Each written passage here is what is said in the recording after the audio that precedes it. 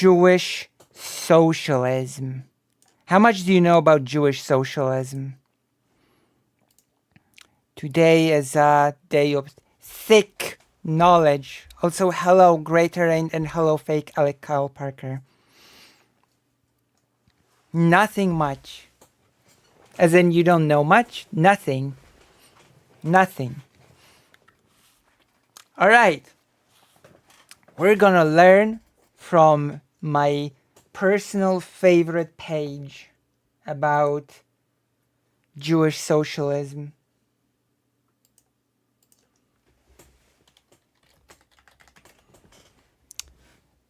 Wikipedia. Hello, Maya Mayor. But before we start, I'm gonna restock on some Pepsi. I need some Pepsi. And then, as you join the page, I'm sure, we're going to learn about Jewish socialism and its repercussions for the wider Jewish world. Right? We're going to learn about all of these things. And you're going to be surprised because as much you prefer Pepsi over Coca-Cola or you don't care which, I care which one is cheaper at the moment of me buying it. Also, we live in a world dominated by Zionism, but keep in mind that is not the world that we've always lived in. And we're gonna start with a bang when I'm back. BRB, don't go anywhere. Don't go anywhere.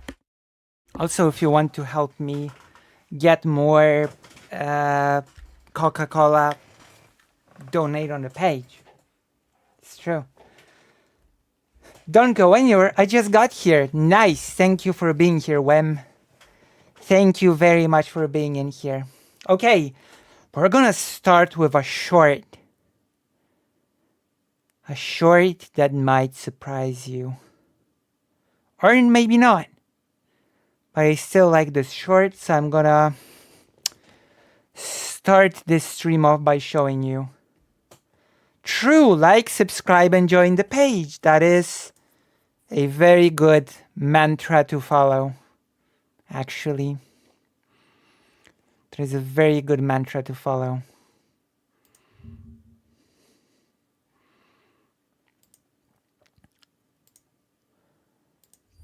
So the short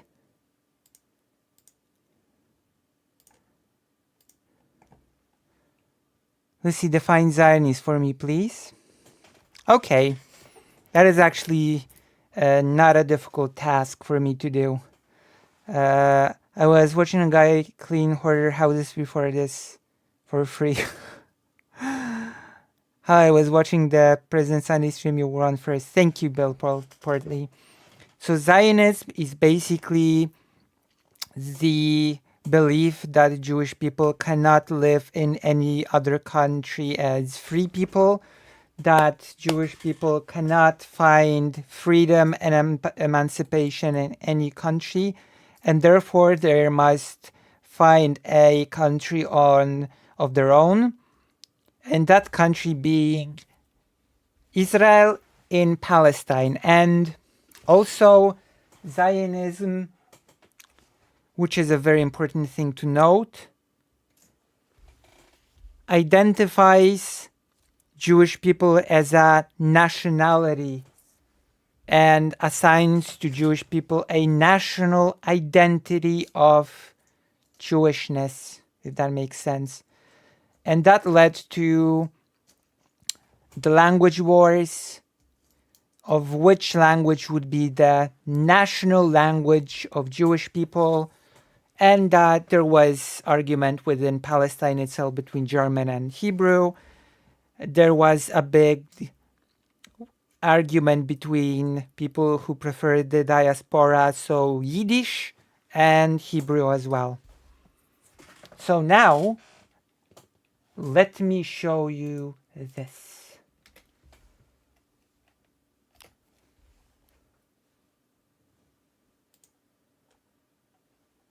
Oh God. I have to unmute it. So if I converted to Judaism, does Zionist belief mean I become Israeli citizen? Yes. Yes. Correct. People that undergo conversion to Judaism do receive an Israeli citizenship by law, yes. But keep in mind that, well, free, you only say free because you are probably not aware of how long and difficult process conversion is. So that is basically probably why you say that it's free. The road to conversion is a long one. It can take years, and it's actually also pretty difficult. The act of conversion to Judaism is not just I convert to Judaism. There's a whole big process involved. Zionism isn't purely secular. It's believed that Israel was given to them by God. Well, it's complicated, okay? Because in theory, at least, the more orthodox Jewish people reject Zionism, and that was the case before World War II. Orthodox Jewish people rejected Zionism. Why? Because within Judaism, okay, and this is very important. Within Judaism, it is said that the return to Israel will only happen upon the coming of the Messiah, right? And there can be no going to Israel before the return of before the coming of the Messiah. And now I pose this question to you. Has the Messiah come? The answer is no. Which is why before the war, believe it or not, before World War II, most Jewish people, and you will not, it is hard to believe because we live in a world right now in which Zionism is a dominating force as an ideology. But it is important to remember, before World War II, the majority of Jewish people, by large, the majority of Jewish people were actually anti-Zionist. And there were two major reasons why people before World War II were anti-Zionist overall. The first reason I have already given you. The first reason being the religion's community, right? The Orthodox Jewish people who said,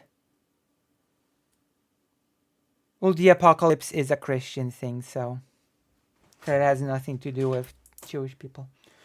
The apocalypse is a Christian thing. So, political Zionism has a very specific root in Austrian-Hungarian Empire, namely Theodor Herz as a main figure. True. But Zionism, believe it or not, before World War II was not very popular as an ideology. And it stems mostly of political and thus secular thinking. Correct, once again. Correct. So, religious people, the later religious aspect of modern Zionism is not linked to this. Right. Okay, so I will say this. Religious Jewish people rejected Zionism because there can be no going to Israel before the Messiah comes. That's simple. But what of secular Jewish people? Well, secular Jewish people were mostly against Zionism as well. Do you know why? There is a big reason.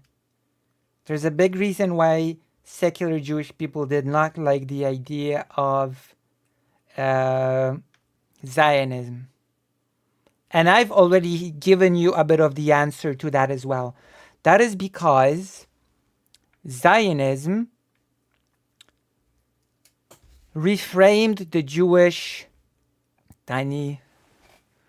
it's a religious thing.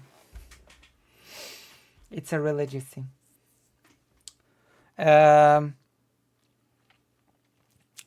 Secular Jewish people did not like the idea of Jewish people becoming a nation and a nationality, because Jewish people saw themselves as something else, as something more than a nationality in the sense as nationalities emerged at the end of the 19th century and the beginning of the 20th century, right? Jewish people saw themselves as part of an international community, the so-called Yiddishland. The idea of Yiddishland means people that are not really connected to any particular piece of land or any particular nationality, but of people who are connected with by a culture, by a way of living, by a language. And that language was Yiddish before the war, which you might start to get an idea as to why Yiddish was a language that was fought against by the Israeli government. So let's listen to this. Orthodox Jews show solidarity with Palestinians. Here today to support Palestinian rights. We as Jews are embarrassed what's happening there in the state of Israel in the Jewish name. And what's your message to the people of Palestine? They shouldn't give up the struggle. They should continue to fight and not give up the struggle against the state of Israel, because by the end, Palestine will be free, because this is truth, will succeed by the end. What's your message to the people of Palestine? They should know. We feel very shame what's going on there, especially they're doing everything in our name, in the name of Jews, in the name of the Torah, in the name of God. It's so shameful. We are with you. You have to know. The Zionists are strong. We are weak. But God is on our side. At the end of the day, the Palestinian flag will be on all Palestine, from the river to the sea. That is the whole of the So what brings you here? of the short. Say Jews are of Israel exclusionary. So this whole intro brings me to the topic of this segment. This was just a build-up, okay? A build-up which brings me to the proper topic which I want to discuss. We will read about it on the wiki. The topic is Bund. Bund. Because the title of the stream, as I promised, is Introducing Jewish Socialism. And I have learned that not many people know about this. We're going to look into an English wiki. General Jewish Labor Bund. And we are going to learn about the beginnings of the Bund. We are going to learn about its activity before the war, during the war, and we are going to learn of its downfall after the war, kibbutzim. The General Jewish Labor Bund in Lithuania, Poland, and Russia. Allgemeiner Jiddischer Arbeiterbund in Litauen, Polen und Russland. Generally called the Bund. Der Bund in Yiddish. Cognates to German Bund, Federation or Union. Or the Jewish Labor Bund. Founding. The General Jewish Labor Bund in Russia and Poland was founded in Vilna, which, interestingly enough, that I have read in a book that I'm reading right now about the Yiddish press, that it was Bund, actually, that has raised the prominence of Vilna as a major Jewish center within this region. Oh, Barry! Thank you, Lara Apples, for the tier 1 subscription. Thank you, Lacey. I'm learning a lot. Thank you. And I wanna do more history and more sort of things like this. So thank you. And we have a lot coming, since I've actually been really sitting in the books lately. I might show you a book later. Let's focus on reading for now. I will show you a few books that I've been reading right now about Jewish history, because unfortunately, I must say that because of World War II, because of the effects of World War II, Jewish history is somewhat a forgotten history as well. And that is a thing that I want to remedy. As a Polish Jewish person, I want to share the history of Jewish people. But that's not the only reason, because I also want to share the history of the Roma people as well, and the race history. In the case of Jewish people, not exactly. It is more forgotten in the sense that over 90% of the Polish Jewish community was murdered during the war. The city of Warsaw was destroyed. So when it comes to, for example, the Warsaw community, nobody remembers. Nobody can know how it functioned, how it looked like. And it is sort of neglected. The memory of the pre-World War II Jewish community is neglected in a very painful way. And I think it is important for us to learn about these things, to show solidarity, right? I'll give you a perfect example. If you live in the US, Vilna is Vilnius, the capital of Lithuania. Vilna is Vilnius, or Vilno in Polish.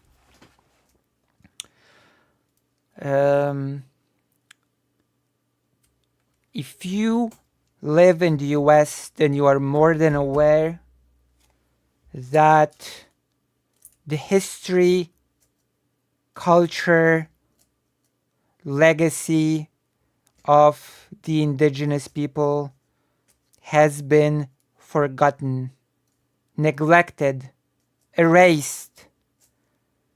One could argue that the genocide of the indigenous people is ongoing still.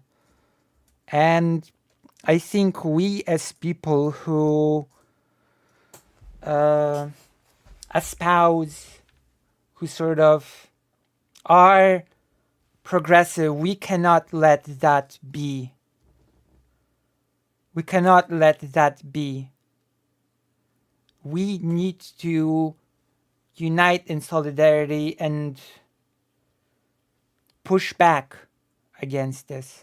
I knew that there are and were American Jewish society socialists like Howard Zinn, Noam Chomsky, Emma Goldman, etc., but I don't know very much about Jewish socialism in Europe. You're about to learn, Ashmar. You are about to learn because it is a huge movement. It was a huge movement, and it was a huge ideological counterforce to Zionism, the Bund. It is a name that is worth remembering. Why? Because while the Bund has been destroyed in Europe, we will talk about this, there are still small factions of Bund which exist and probably function within the US. So you might still actually find functioning Bund groups within the US, which might be an interesting thing in itself to look into. I actually really wanted to talk to Shakespeare about it, a good friend of this channel. All right, let's continue reading about the Bund. A member of the Bund was called a Bundist. A Bundist was a secular Jewish socialist movement. Let's not get ahead of ourselves. The General Jewish Labor Bund in Vilna, October 7, 1897. The name was inspired by the General German Workers' Association. The Bund sought... Oh, Barry! Thank you, Greater Rain, for giving Ashmar a tier 1 subscription. Pay it forward. Here is my money, Lucy. Thank you. Thank you very much. Okay. The Bund sought to unite all Jewish workers in the Russian Empire into a united socialist party. And this is a thing that I need to explain a bit. After the partitions of the Polish-Lithuanian Commonwealth, what is now known as Poland, Lithuania, Belarus, and Ukraine were divided between Russia, Prussia, and Austria. And Vilna or Vilnius, Warsaw, and many other parts of Poland, Lithuania, and Belarus were within the Russian Empire. And this is why the Bund wanted to unite all Jewish workers in the Russian Empire, because Poland and Lithuania did not exist at that time as countries. Even though technically there was a Polish kingdom which was called the Congress Kingdom, but the Congress Kingdom was still connected to the Russian Empire, and the monarch of the Kingdom of Poland, of the Congress Kingdom, was the Tsar. Okay? And so, into a united socialist party. So, to unite all Jewish workers in the Russian Empire into a a united socialist party. It was clearly a socialist party for workers. And also to ally itself with the wider Russian social democratic movement to achieve a democratic and socialist Russia. And interestingly enough, there's a very famous writer, Jewish writer, born in Poland, who lived in Warsaw, a Nobel Prize winner, Isaac Bashevis Singer. I have his book here somewhere to show you. Isaac Bashevis Singer, Zinger, a very famous Jewish writer, a noblest.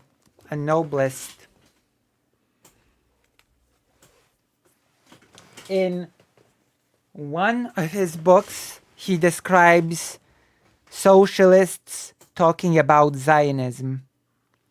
And so Isaac Zinger writes, Theodor Herzl has died, but even though he died, the Zionists have held a meeting as they do every year. But on the other hand, the socialists wrote that the Zionists live a delusion. Why would you want to move to a desert-like country where other people already live,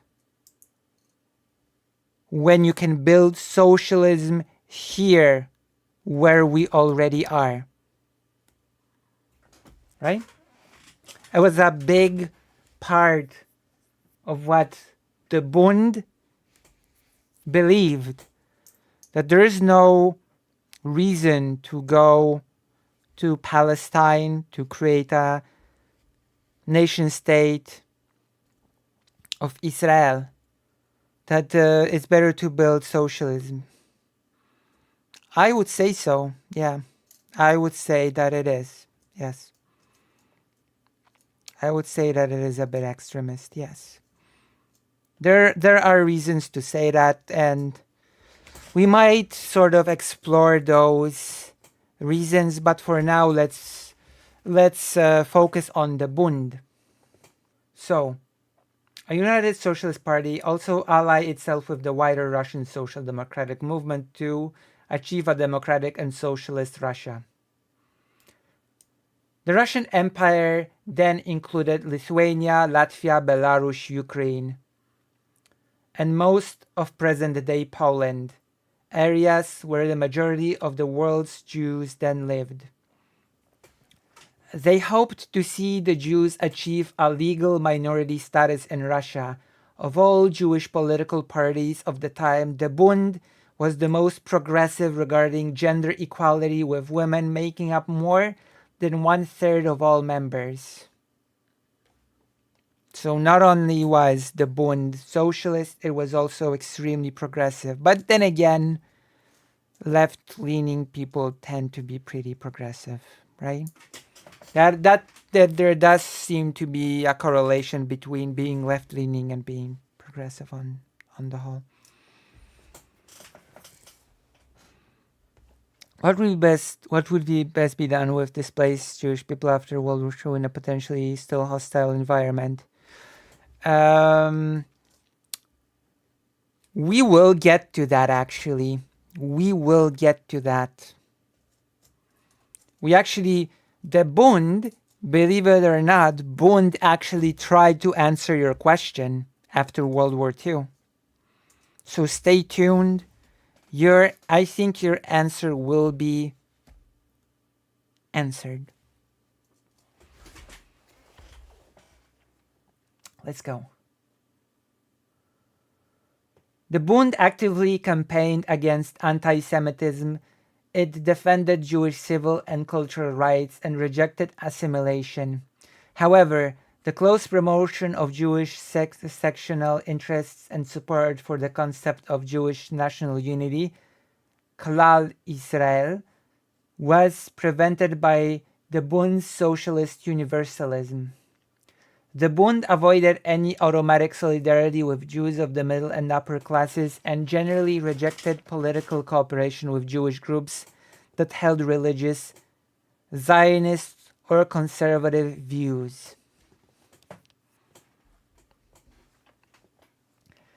Even the anthem of the Bund, known as the Oath, Die Schwur in Yiddish, written in 1902 by S. Ansky, contained no explicit reference to Jews or Jewish suffering. At the heart of the vision of the future of the Bund was the idea that there is no contradiction between the national aspect on the one hand and the socialist aspect on the other. As a strictly secular organization, the Bund renounced the Holy Land and the sacred language Hebrew and chose to speak Yiddish. This is very important part. Zionist conservative right leaning then. Not necessarily, but it leans that way. Good evening and boo to all socialism, but I get it. Jews were desperate and living in Tsardom of Russia. I would also become a socialist if like drawing person and grabbing itself a razor. Well, keep in mind, MCA DHD, that socialism as a concept is not the socialism that the USSR offered or that the Polish People's Republic offered. In fact, which we will get into later, the Polish People's Republic, PRL, destroyed Bund. That's right. We will get to it, but Bund was actually destroyed by the socialist government. So I'd be careful with saying things like boo to all socialism.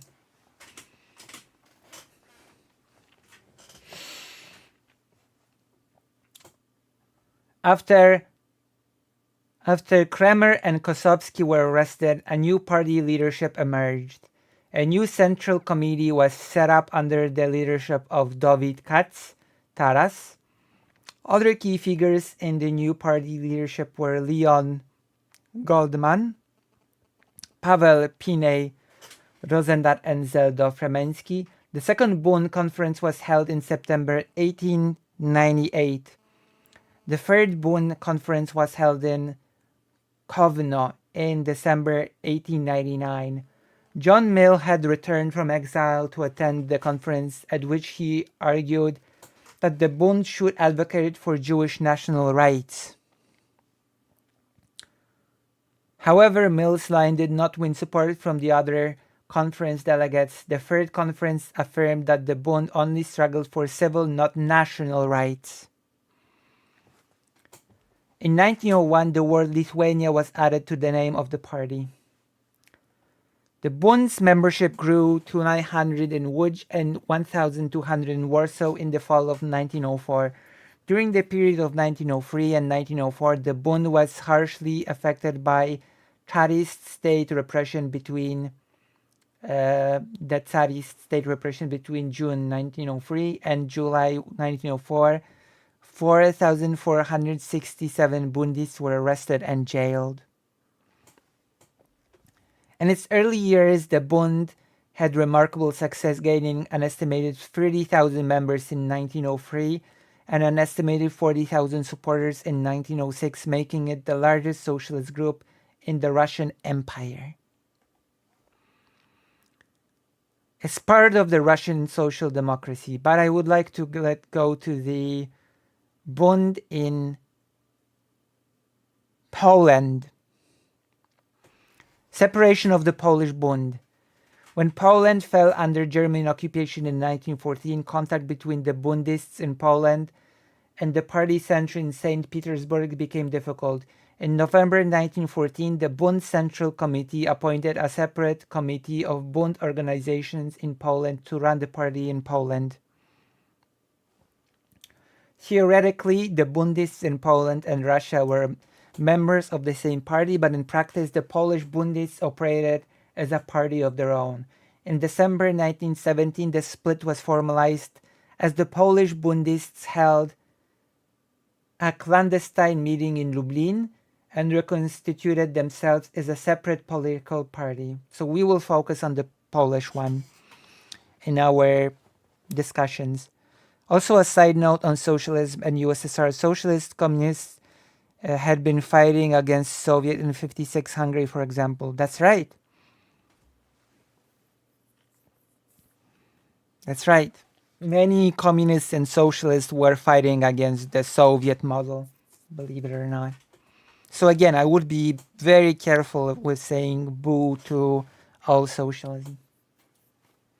It's a big topic, and I will gladly tackle it on future streams because it's also worth discussing, in my opinion. But for now, we continue with the Polish Bund. They recognize the USSR as an incarnation of the Russian Empire, just in red. Good for them. I mean, many people did, including the socialists in Poland, mind you. So we will talk of the Bund in Poland. Or is it?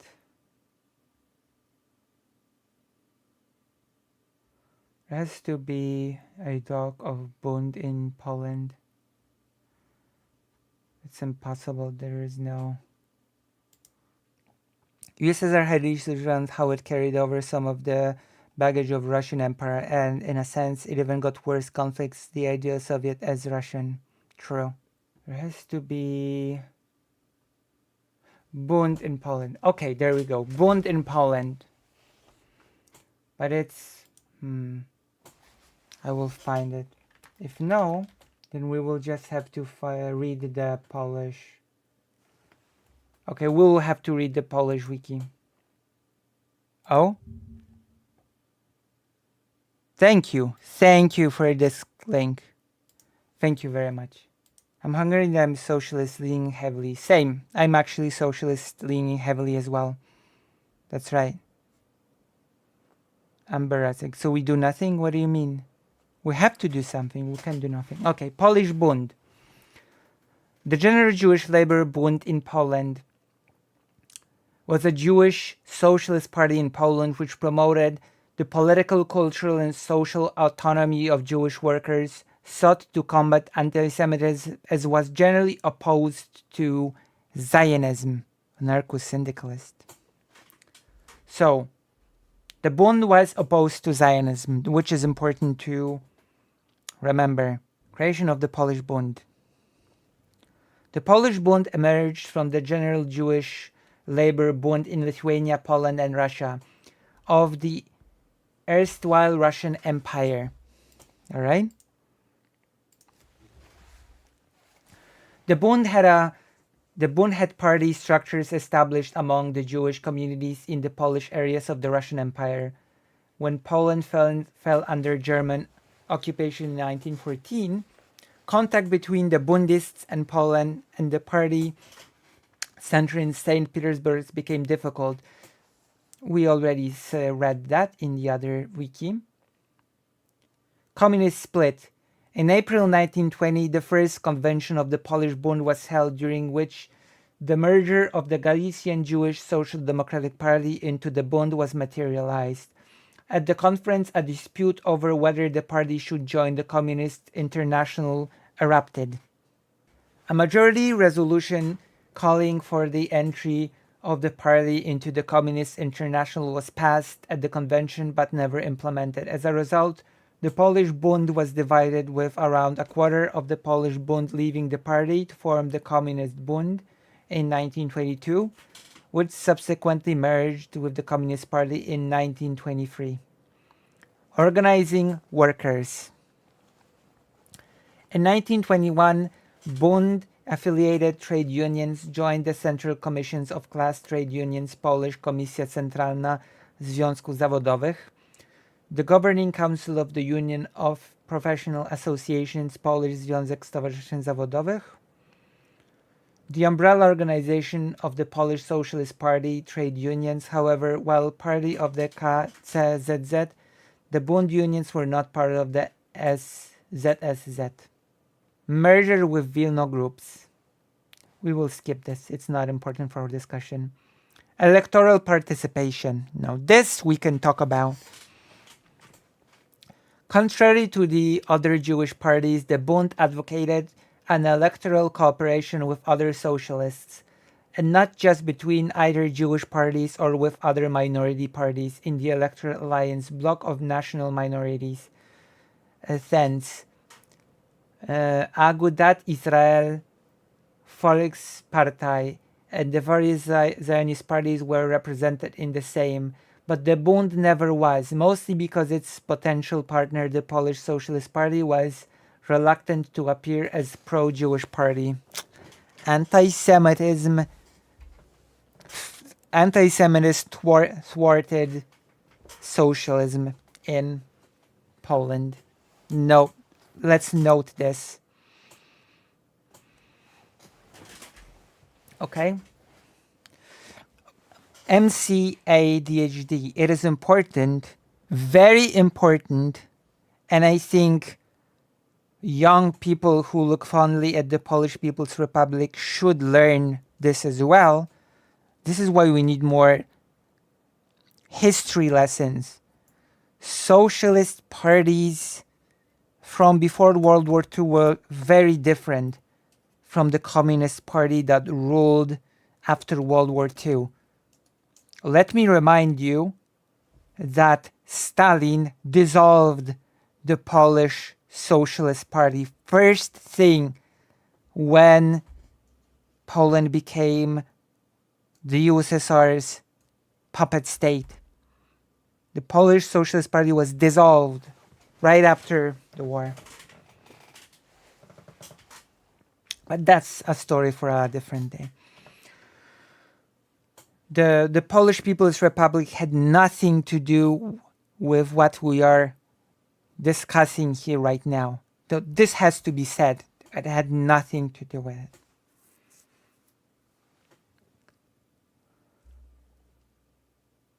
Not all socialists love 80s Poland, and socialist people had been also part of Solidarity. That is absolutely correct. And the biggest example of this is Jacek Kuroń. Like the most exemplary example of this is Jacek Kuroń. There are people who understood and had issues with the Warsaw Pact. Of course. There are several reasons. Among them are, for example, the Polish Socialist Party being reluctant to cooperate with Bund based on anti-Zionism, on anti-Semitism. I know he hated Piłsudski for having his ass handed to him in the Polish Bolshevik War. That's true. Stalin did hate Piłsudski, especially since the loss in that war was in a lot of ways Stalin's fault directly. But that's also a story for another day. So, the party obtained 81,884 votes at the 1922 Sejm election, approximately 100,000, 0.7 in the same in 28, and 66,699 at the largely rigged 1930 Sejm election. In the autumn of 1933, the party issued a call to the Polish public to boycott goods from Germany in protest of the Hitler regime. So the Bund issued a call to the Polish public to boycott goods from Germany because of the Nazi anti-Semitism. In December 1938 and January 1939, at the last Polish municipal elections before the start of the Second World War, the Bund received the largest segment of the Jewish vote.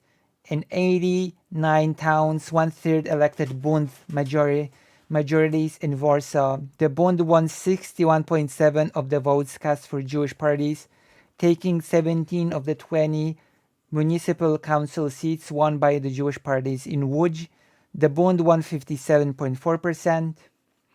For the first time, the Bund and the PPS had agreed to call their electors to vote for each other, where only one of them presented a list. This, however, did not go so far as common electoral lists. This alliance made it possible for a left electoral victory in most great cities: Warsaw, Łódź, Lwów, Piotrków, Kraków, Białystok, Grodno, Wilno. So, as you can see, this was an example of socialists winning. Right? This was an example of socialists winning. So I guess socialists don't always lose, as we can see from this article.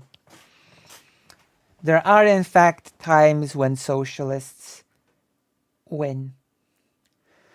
After its municipal electoral success in December 1938 and January 1939, the Bund hoped for a breakthrough at the parliamentary elections due in September 1939, but these were de facto cancelled by the German-Soviet invasion.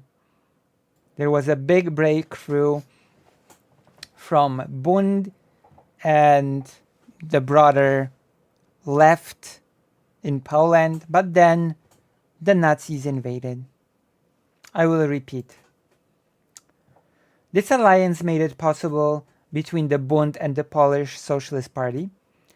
This alliance made it possible for a left electoral victory in most great cities: Warsaw, Łódź, Lwów, Piotrków, Kraków, Białystok, Grodno, Wilno.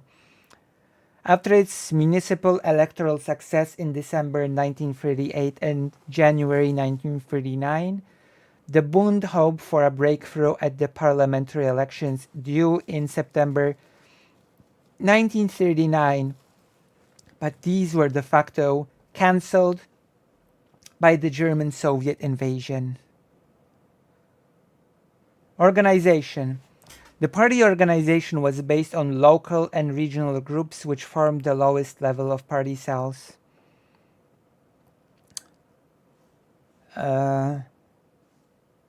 Each group had its local party committee. The highest authority of the Bund resided with the party congress, which elected the central committee and the party council, an advisory group. The central committee was composed of delegates designated by the larger local parties. In 1929, the organization of the party was changed. The party council was replaced by the head council, which was still organized by the party congress. But now the members of council were selected from the members of the central committee. The party was a member of the Labor and Socialist International between September 1930 and 1940. Interesting, class. We will need to cover this. Position towards emigration. In Poland, the activists argued that Jews should stay and fight for socialism rather than emigrate. Marek Edelman once said, Marek Edelman is like a very important figure in Polish history, once said, the Bundists did not wait for the Messiah, nor did they plan to leave for Palestine. They believed that Poland was their country, and they fought for a just socialist Poland, in which each nationality would have its own cultural autonomy, and in which minorities' rights would be guaranteed. Right? When the revisionist Zionist leader Vladimir Jabotinsky toured Poland urging the evacuation of European Jewry, the Bundists accused him of abetting anti-Semitism. Another non-Zionist Yiddishist Jewish party at the time in Lithuania and Poland was the Volkspartei. Marek Edelman said the Bundists did not wait for the Messiah because the Messiah rhetoric is still a big part of the Jewish cultural heritage. Does that make sense? World War II. Monument to the Bund in the Jewish cemetery of Warsaw. On August 26, 1939,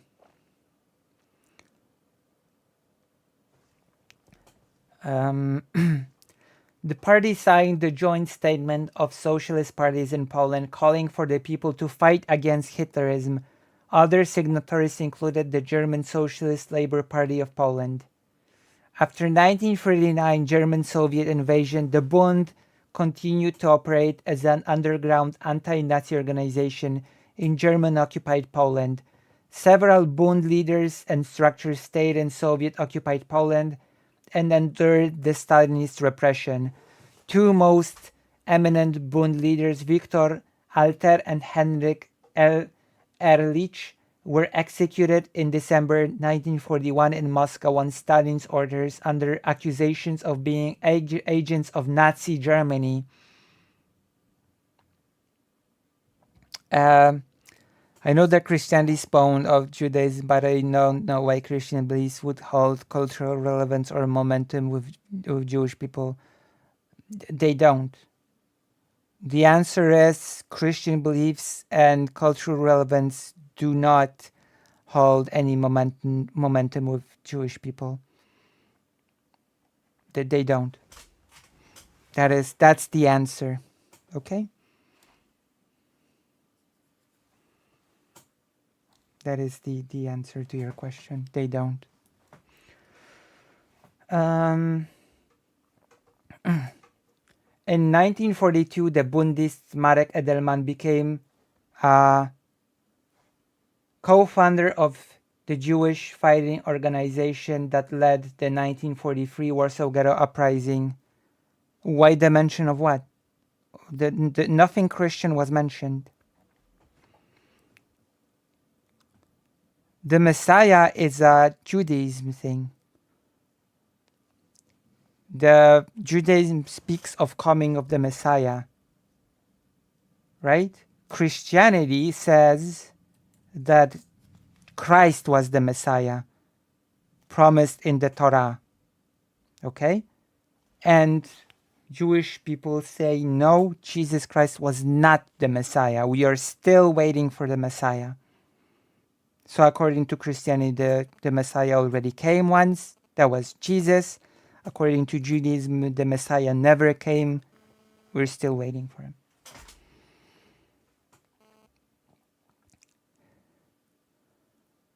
Okay?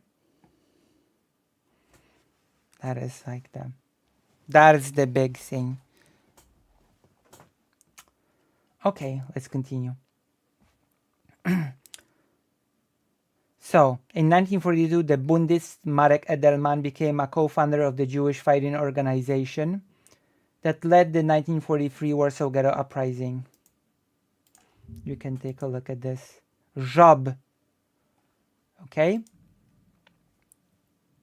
The co-founder of the Jewish fighting organization called the Job that led the 1943 Warsaw Ghetto Uprising and was also part of the Polish resistance movement Armia Krajowa, which fought against the Germans in 1944 Warsaw Uprising.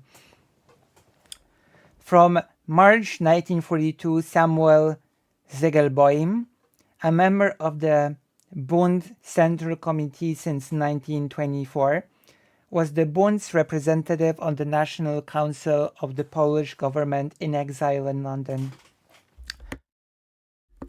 He committed suicide on May 12, 1943, to protest the indifference of the Allied governments in the face of the Shoah, which is the Holocaust. Zegelboim's seat in the Polish exile parliament was taken over by Emanuel Scherer. However, as a Bundist resistant later wrote, the situation different between the government in exile and the National Polish Council inside Poland, even in July 1944.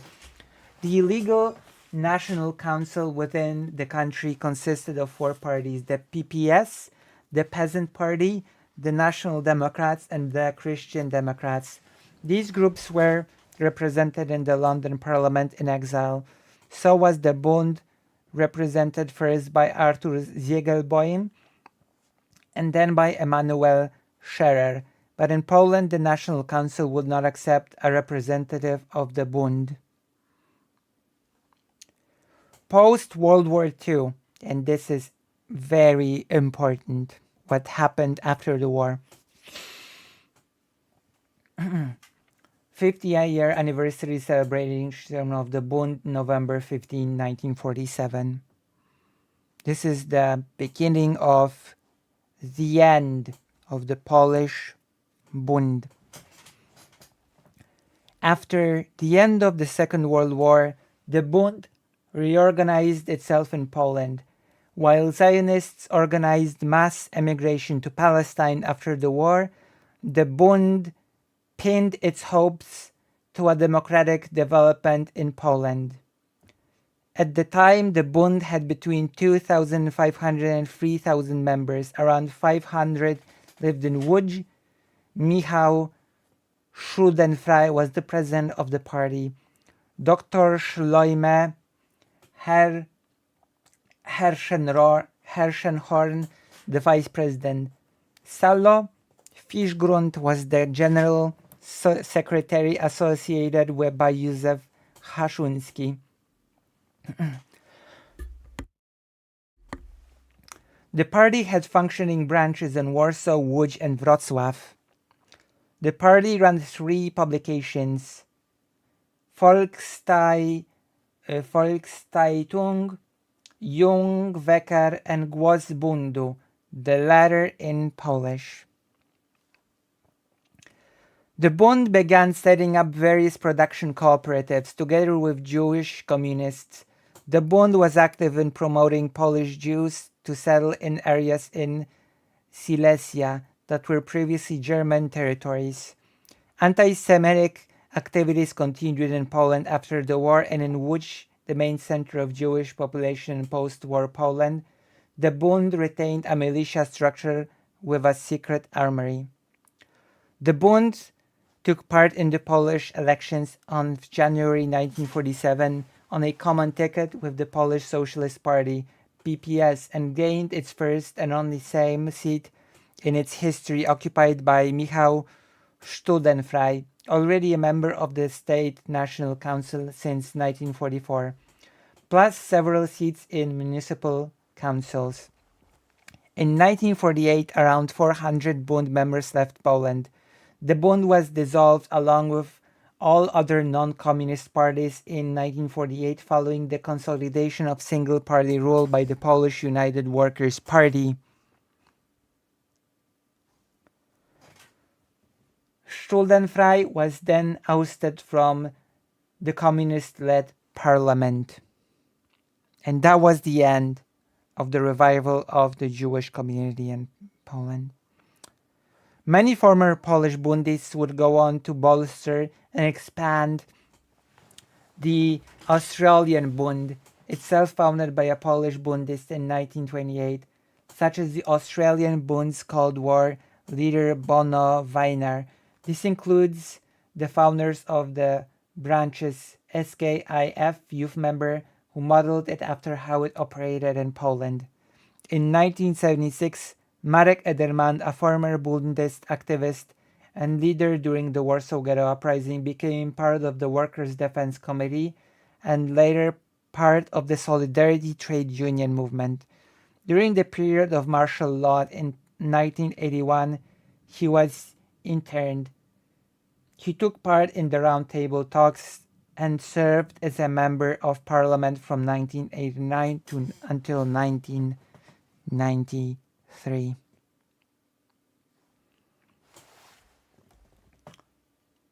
So that was the end.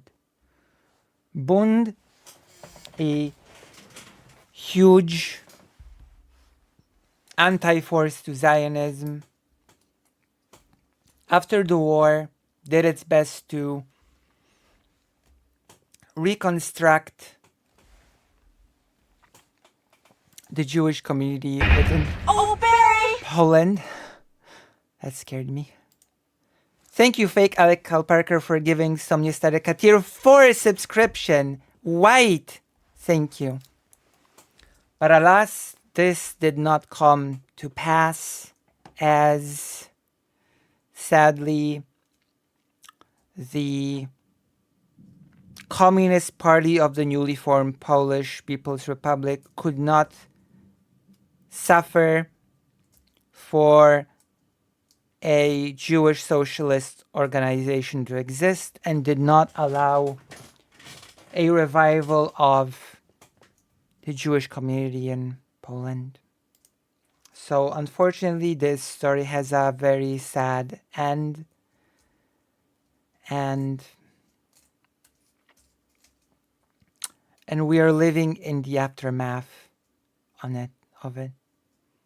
We are living in the aftermath of it. And of course, I will say, as a little bit of a positive message, that the future is in our hands, and that it is up to us to build a better future. All right? I think we are all in agreement about that. Okay. This concludes the segment.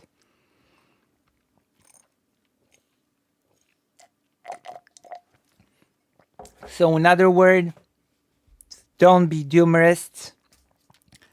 We've got many wonderful role models from the past that did their best. And they have shown us that we can win, that we can have successes.